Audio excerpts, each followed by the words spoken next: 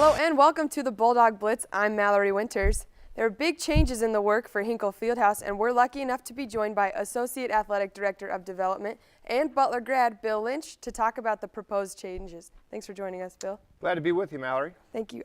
For those who haven't seen the proposed changes, the video you guys put out, what can you tell us about the planned alterations coming to Hinkle? Well, the building's 84 years old in March 28th of 1928 was the first game played in there. So it's 84 years old and needs some work. And you know, there's several parts of the renovation project, and in a lot of ways we're calling it a preservation project because it's such an important building, and not only to Butler, to really the Indianapolis community.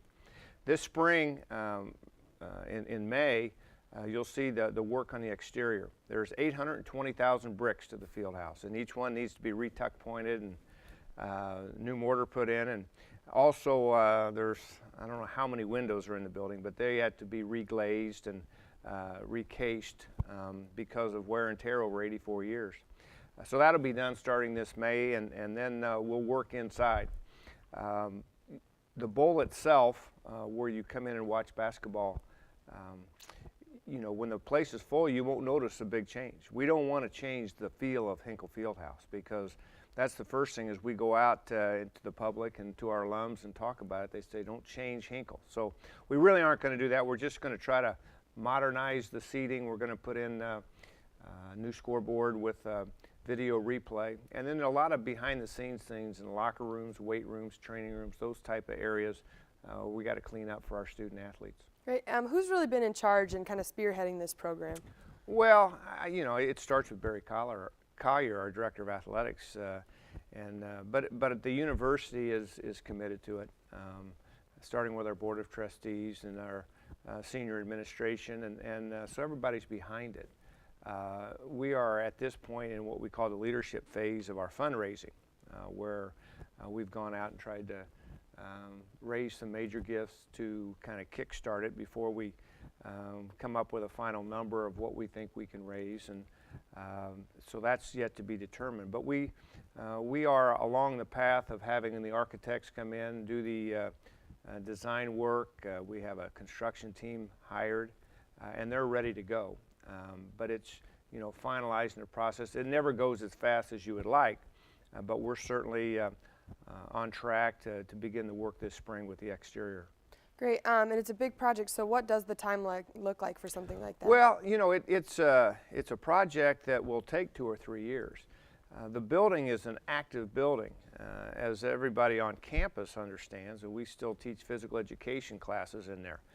Every sport, just about every sport, goes through that building in terms of locker rooms, coaches' offices.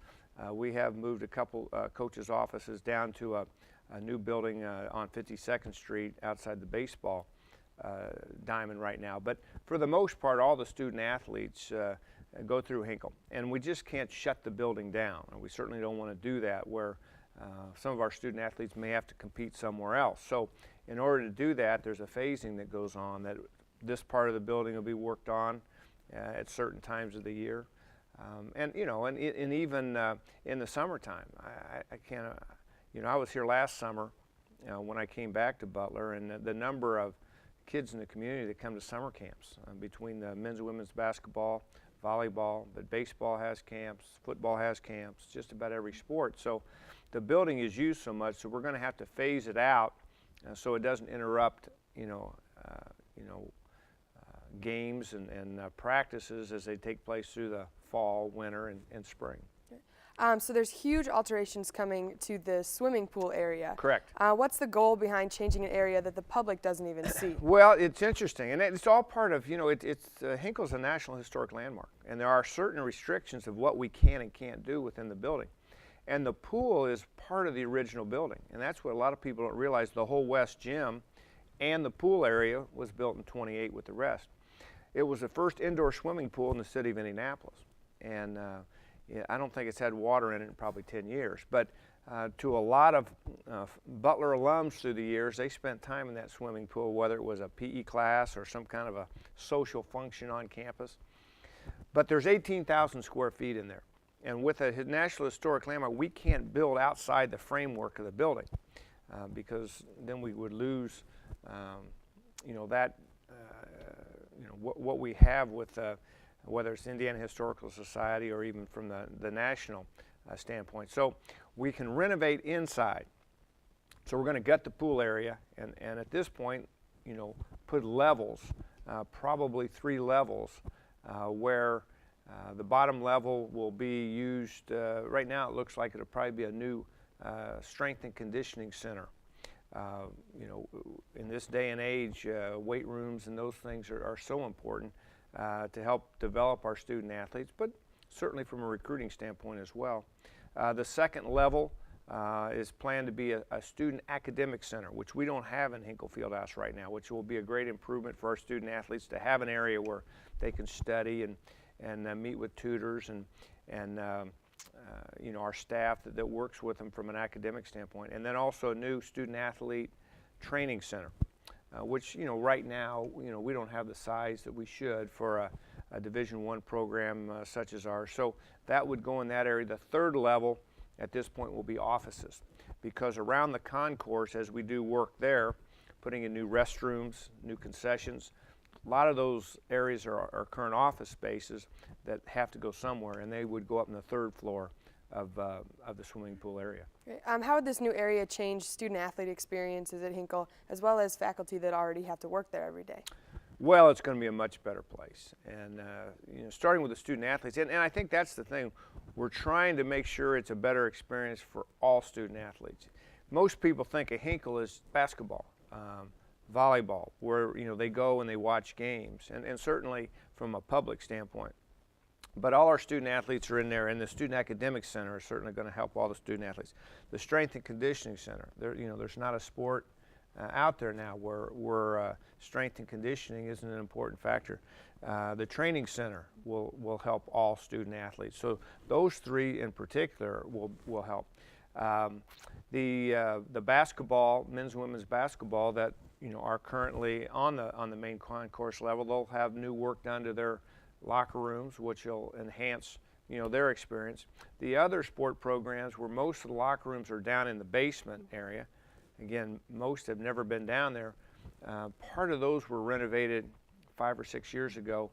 The other ones we plan to be able to clean up, renovate. Won't be major changes, but it'll enhance the student athlete experience, and not only for our current student athletes, but certainly for those that will come, and recruiting and showing a facility comparable to our competition is important. Mm-hmm. How will the new changes change the experience for fans coming to see a game? Well, probably the first thing is new modern restrooms, and there's a lot of our fans that come, and on the east side of the building there aren't any restrooms on the bottom, on the concourse level. You know, they have to go up the ramp system. So that's one thing. The concession area will be nicer and better flow.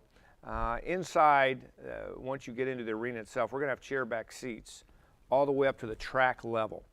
You know, right now we just have them really in the middle sections on the concourse level. So the chair back seats will go up, which will be more comfortable. And a lot of our fans, and you know, certainly the students in the dog pound won't change much, and even up above under the crow's nest where the other student sections, that won't change a whole lot.